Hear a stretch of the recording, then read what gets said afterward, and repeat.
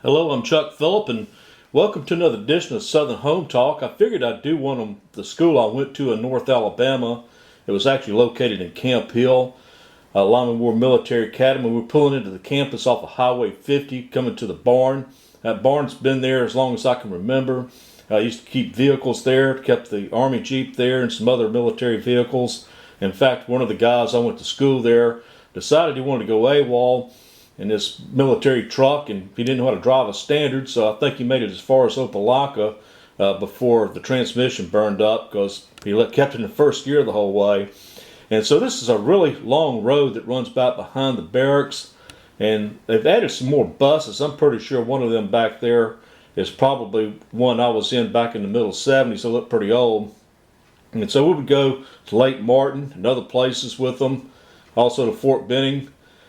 This is a relatively narrow road too, and so we also took our driver's license or our driver's eds there. Now that road back there actually goes to the back side of the lakes. There's some real pretty lakes back there, and so I was kind of nervous when I was having to drive this old Ford Fairmont down this thing, and I was really fearful I was going to get off because it had a pretty steep embankment on the left-hand side.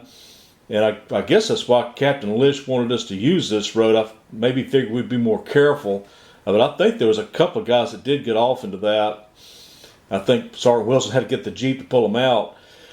But anyway, it's a real beautiful campus. And so we're looking back toward the back of it right there because it's woods. And that's always been like that as far as I can remember. Now that's the baseball field. And also further back is the football field. And it also has the same stands, looks like the same concession stand. And it had a tennis court here at the time, and that's what I played when I went there. Loved playing tennis. It's pretty good at it as well. And I tried out for football about 2 years in a row, but the only reason I did that so I could get use of the gym and the weight equipment. And I don't think Doc Colley ever caught on. That was the only reason why I was joining football, because right when it came time to do the practicing part of it, I quit. But we did have a football team, and we also had a soccer team, a baseball team as well. No, not a baseball team. Yeah, we did too. We had a baseball team. I don't think we did much with it. But I think the primary thing we had there was basketball, football, and soccer got pretty popular as well. Now, this is the new laundry area, laundry room or supply, that's what it is. I had to take my linens there after I did our alumni bash. I've done 3 of these so far. One was in '98 and one was in 2016. I think the other 2017. I may have the years wrong. This is the repellent tower that's been built there. We didn't have one of those when I went to school there. We actually repelled out of pine trees that were 90 feet tall, which was really dangerous to do, but that's what we had to do back then. We even repelled off the railroad trestle as well, which is even more dangerous. But occasionally we go to Auburn and use their tower there. Now this is the mess hall, and it's the same. It's been there all this time. And we would line up on this road in company formation, and we went into this mess hall one company at a time as well. And each company rotated the dining room duties every month, and I hated when it came our turn to do this. And it was really worse if you had to do the dishwashing part. That was probably the worst part of the whole thing. But, you know, it's what it was. And it was really better if you took one of the line serving positions or maybe serve the tea. We had a thing where you would fill up your glass with the kettle, but if you ran out of tea, you would hold your glass up and yell DRO, and someone would come with the pitcher and fill it up. And so we're getting back behind where the school building is now. I'm kind of wanting to look back here toward the woods to see what, if anything, has changed back there. And so I went here from 1976 to 1980. And so that's actually relatively new there. But we're coming up on the infirmary. And this is where if you got sick, it's also the school parking lot too. If you got sick, you would go there. In fact, there was one time I can remember where I was in that thing for about a week. Some sort of flu swept through the campus, and there's about 15 of us in there. It was pretty bad. I still remember that. And so now we've swept back around, and we're going on the front road. We're looking back toward the parade field. It's really the front of the parade field. We're on the front side of that. And so this road right here is where we would line up every morning to do our reveille, and would salute the flag as it went up and do the roll call. And the battalion commander would also issue any instructions for the day. That's the flagpole right there. Now, some of us students had to walk this thing, so if you got too many demerits, whatever demerit you were over, you would have to walk an hour on that flagpole. I probably have walked from there to Texas on this thing, but especially my first year, as part of just being a new cadet. But that's what it was. And also they had a cannon in the middle of there, which has been taken out for servicing. It has been converted over 10-gauge shotgun shell, and they would put golf balls in that thing, and there's been several hit that house across the road. I'm sure they probably put bulletproof glass up in those windows over there. And so parents would come here for military day and also watch our performances down there. We've had quite a few highfalutin people also come and watch us do these things. And cars will usually pull off the side of the road down there and watch it too. Fort Benning would come every year. They'd bring helicopters, and they would parachute down into this field, and also bring some other type of military aircraft in there too, mainly larger helicopters. And so you can see those benches there. Some people would sit there with those benches there and watch our performances down below. And had a big cannon we'd put down there as well and fire that off, which I think we'll get to here in a little bit. And so we're heading back out toward Highway 50 where I came in, and this is where you can see it down there below. It's just a real beautiful, spacious campus, and nothing has really changed much over all these years. It pretty much has remained the same in every respect. Now, this is Dr. Lyman Ward's grave. He's the one who founded this school in the late 1800s. And there's also another grave yard on this place as well, where they have some other military burials. Now, that's Highway 50 that you're looking at. If you was to take a left there, that would take you into downtown Camp Hill. Now, Camp Hill, like I say, is a real small town. It was really not much to it even when I was going there, even though at that time a lot of the businesses were open then, and so you could get town passes and go downtown and shop the few stores that they had.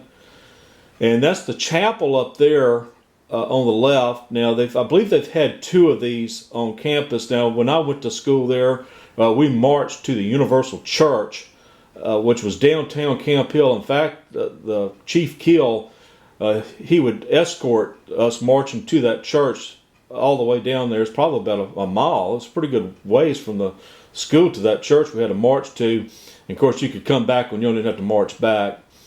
And so we're going back on the frontage road here, and this is another new building there. I think that might have been where the old sandbox used to be. That's where the battalion staff was housed. And I may be right. I think this is where this middle part, where the memorial place right there is where the sandbox was. But that's where they have some memorial markers there for some of the cadets who've died, I guess going back from the Vietnam War all the way up to the wars that we're currently in now. And so we just keep moving on along, and I think this is, I think they took F Company down, but anyway, that might have been F Company back before. But this is going to be D Company, E and D Company, and this was the first company I was in. It was the bottom floor was D, and that was the first barracks I was in on the bottom floor of that. Now down below that was the canteen, concession area, and also the barbershop. Now where this was the old CQ. They built a new one there.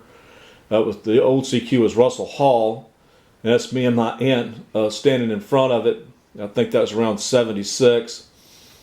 And so now we're coming up on the Wallace Hall, and so this is named after Governor Wallace.